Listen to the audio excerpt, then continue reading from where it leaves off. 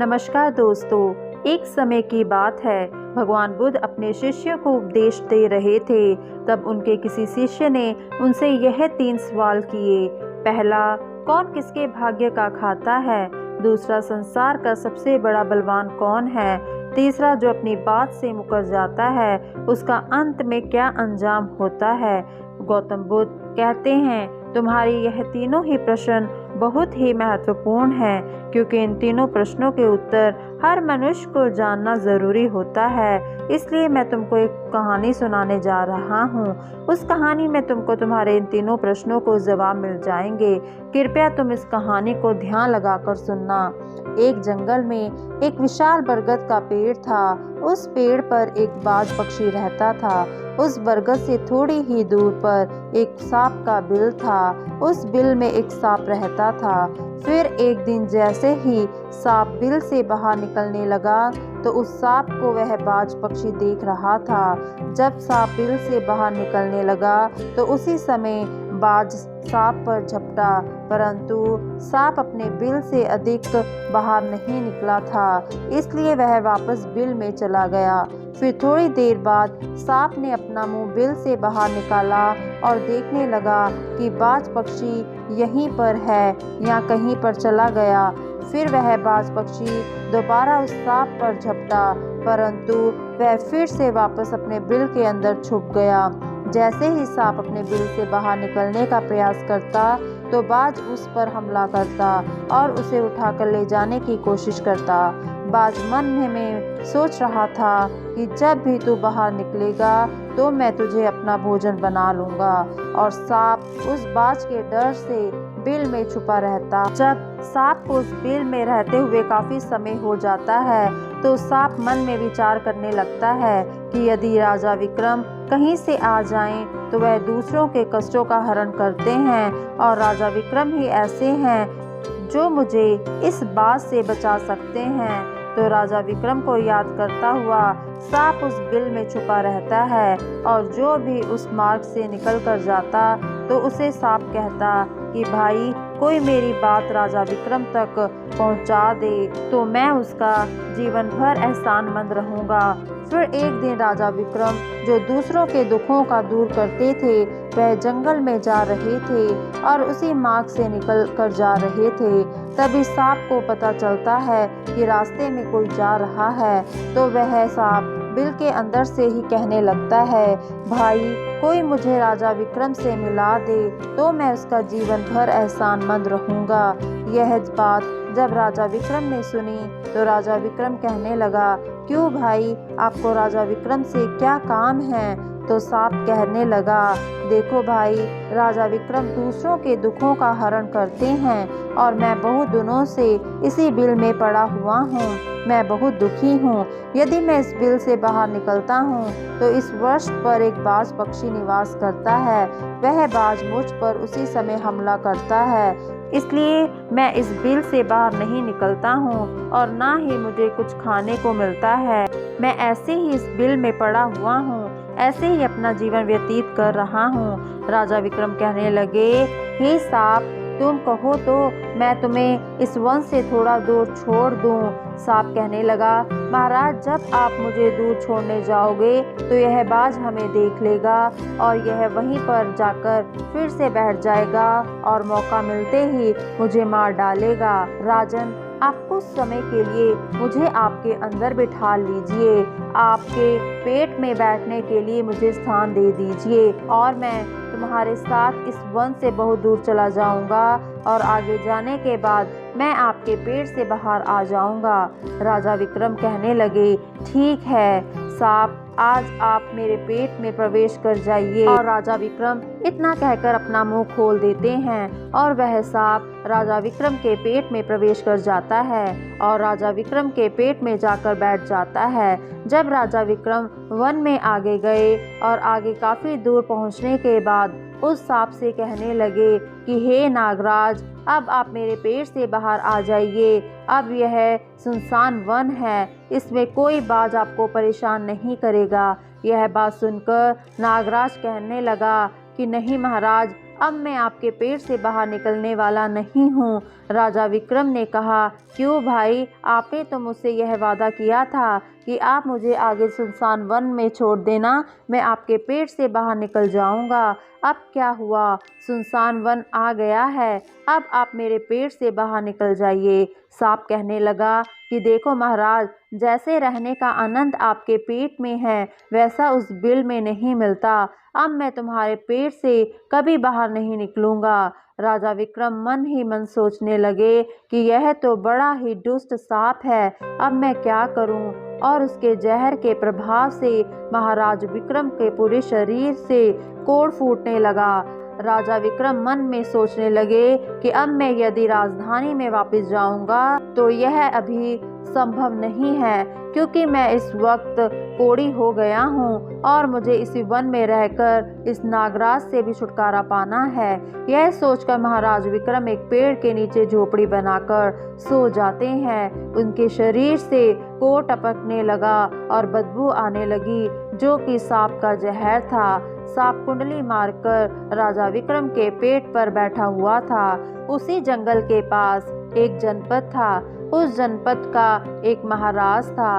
उस महाराज की 3 पुत्रियां थी और राजा बड़ा अहंकारी और बड़ा ही अभिमानी था।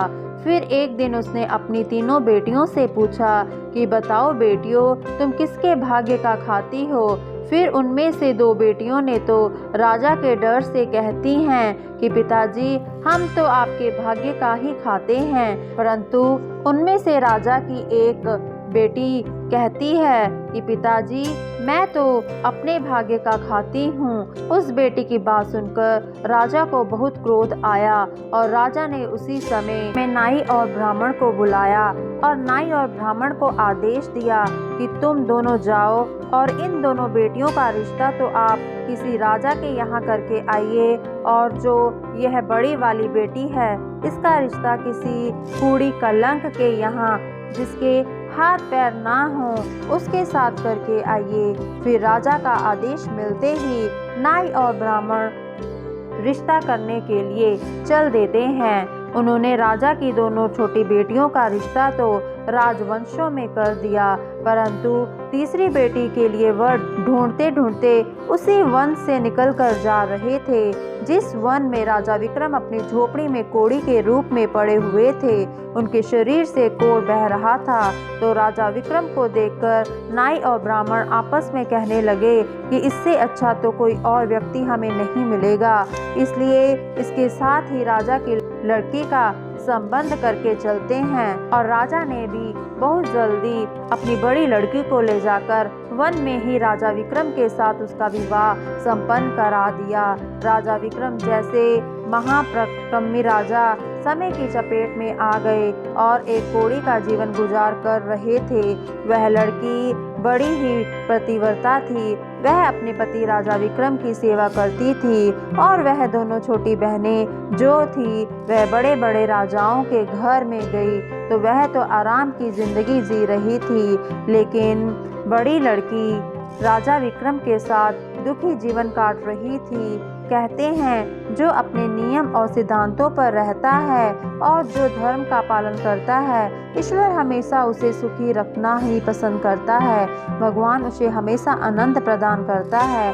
इसलिए जब उस झोपड़ी में रहते रहते राजा की बड़ी लड़की को राजा विक्रम के साथ बहुत दिन बीत जाता है तो उस झोपड़ी के पास एक पीपल का वृक्ष था और उस वृक्ष के नीचे एक दूसरा सांप का बिल था। तो एक दिन विक्रम जी सो रहे थे और रात्रि का समय था और चित्रलेखा महाराज विक्रम की सेवा कर रही थी। उसी समय उस बिल में से एक सांप निकल के आता है और बाहर निकलकर जो राजा विक्रम के पेट में सांप था उस सांप से कहता है, अरे दुष्ट, अपने वचन से मुकर गया। तूने तो महाराज विक्रम से कहा था कि दूर में वन जाकर तुम्हारे पेट से बाहर निकल जाऊंगा, और तो ऐसे परोपकारी राजा के पेट में जाकर बैठ गया। तुम्हारे जहर के कारण राजा के पूरे शरीर में कोढ़ निकल आया और तुझे शर्म नहीं आई कि तूने कितना गलत काम किया है, क्योंकि इतने समय में राजा विक्रम ना जाने कितने ही जीवों के दुख दूर करते। वह सांप आगे कहता है, यदि कोई सुन रहा हो तो मैं तेरे मरने का उपाय बताता हूँ। यदि कोई गंगा जल लाकर इस राजा को पिला दे तो तेरे 100 टुकड़े हो जाएंगे और तू मल के रास्ते से बाहर निकल जाएगा। अब राजा के पेट के अंदर बैठा हुआ जो सांप था वह दूसरे सांप से कहने लगा, तेरे जैसा भी मैंने कभी नहीं देखा है। धन के खजाने पर कुंडली मार कर बैठा है। यदि यह धन मानव समुदाय के कल्याण के लिए लगाया जाता तो इससे ना जाने कितने मानवों का भला होता। तू भी तो मेरी ही तरह है। मैं भी तेरे मरने का उपाय बताता हूँ। यदि कोई सुन रहा हो तो कोई पीपा तेल गरम करके तेरे बिल में डाल दे तो उसी समय तू नष्ट हो जाएगा और इस बिल वाले स्थान की खुदाई करेगा तो यहाँ पर अपार धन संपत्ति निकलेगी। उस बात को चित्रलेखा बड़े ही ध्यान से सुन रही थी। चित्रलेखा ने मन में विचार आया, यह राजा विक्रम है और इनके पेट में एक सांप बैठा हुआ है, इस कारण महाराज के शरीर से कोढ़ निकल रहा है। तो वह बेचारी चित्रलेखा एक महर्षि के आश्रम पर पहुंचती है और उस महर्षि से अनुरोध करती है कि महात्मा, मुझे एक गिलास गंगा जल की आवश्यकता है। महर्षि ने कहा, तुम कौन हो पुत्री और तुम गंगा जल का क्या करोगी? तो वह चित्रलेखा कहने लगी, हे मुनिवर, मैं राजा तमध्वज की बेटी चित्रलेखा हूँ और मेरे पति के लिए मुझे दवा के रूप में गंगा जल चाहिए। उस आशी ने उसे एक गिलास गंगा जल दे दिया। अब चित्रलेखा गंगा जल लेकर जल्द ही महाराज विक्रम के पास पहुंच गई और पहुंचकर महाराज विक्रम से कहने लगी कि महाराज, यह दवाई है आपके कोढ़ को सही करने के लिए, आप इसे ग्रहण कीजिए। राजा विक्रम उस गंगा जल को पी गए और जैसा ही राजा विक्रम ने उस गंगा जल का पान किया तो उस सांप के उसी समय 100 टुकड़े हो गए और वह सांप नष्ट हो गया। वह धीरे धीरे राजा के शरीर से मल के रास्ते से बाहर निकल आया। अब तो राजा का कोढ़ धीरे धीरे सही होने लगा और कुछ ही दिनों में राजा का कोढ़ बिल्कुल सही हो गया। राजा का पूरा उपचार हो गया। राजा पहले की तरह स्वस्थ हो गया। अब राजा विक्रम ने चित्रलेखा कहने लगी, हे महाराज, मैं स्त्री हूँ, मैं शहर नहीं जा सकती हूँ। आप शहर में जाइए और एक पीपा तेल का लेकर आ जाएं। राजा विक्रम कहने लगे कि चित्रलेखा, उस तेल का तुम क्या करोगी? चित्रलेखा ने कहा, महाराज, आप पहले तेल का पीपा लेकर आइए, फिर मैं आपको बताऊंगी। फिर चित्रलेखा की बात सुनकर राजा विक्रम बाजार में जाते हैं और वहां से एक पीपा तेल का लेकर आते हैं। फिर चित्रलेखा वहां आग जलाती है और उस आग पर उस तेल को गर्म करती है और गर्म करके उस सांप के बिल में खाली कर देती है। जैसे ही उस बिल में वह गर्म तेल डाला गया तो सांप की मृत्यु हो गई। राजा विक्रम ने चित्रलेखा कहने लगी, महाराज, इस स्थान को खोद दीजिए। फिर राजा विक्रम ने जब उस स्थान की खुदाई की तो वहां से अपार धन संपत्ति निकली। चित्रलेखा कहने लगी, महाराज, देखिए, मैं जानती हूँ कि आप जय नरेश राजा विक्रम हैं, परंतु मेरे पिता ने मेरे अपमान किया है और मुझे एक कोढ़ी को दिया था, परंतु मैं मेरे भाग्य का खाती हूँ, इसलिए इस स्थान पर मेरे पिता का जो महल है उससे अच्छा महल बनवा दीजिए। राजा विक्रम कहने लगे, चित्रलेखा, तुम कैसी बातें कर रही हो? हम नरेश हैं, भला यहाँ पर महल क्यों बनाएंगे? आप उज्जैन नगरी को चलिए। परंतु राजा विक्रम के कहने पर भी चित्रलेखा नहीं मानी। फिर राजा विक्रम ने उस वन में एक शानदार महल का निर्माण करवाया। इस संसार में सबसे बलवान समय होता है और कोई बलवान नहीं होता है। जिसका समय अच्छा होता है वह आगे बढ़ता रहता है और जिसका समय खराब हो जाता है, जिसका समय विपरीत होता है, वह पतन की ओर अग्रसर हो जाता है।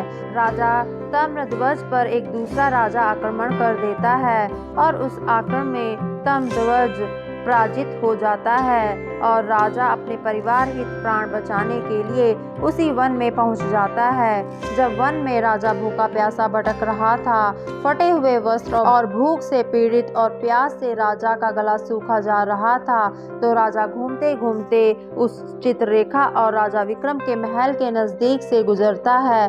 तो चित्ररेखा अपने पिताजी को पहचान जाती है। चित्ररेखा ने अपने एक सेवक को भेजा। महाराज, जो एक फटे हुए हाल में थे, उनके पास वस्त्र नहीं थे, उन्हें बुलवाया। ध्वज ने सोचा कि ना जाने यह कौन है और हमें क्यों बुला रही है। जब राजा तमध्वज उस लड़की के पास पहुंचे तो लड़की को पहचान लिया।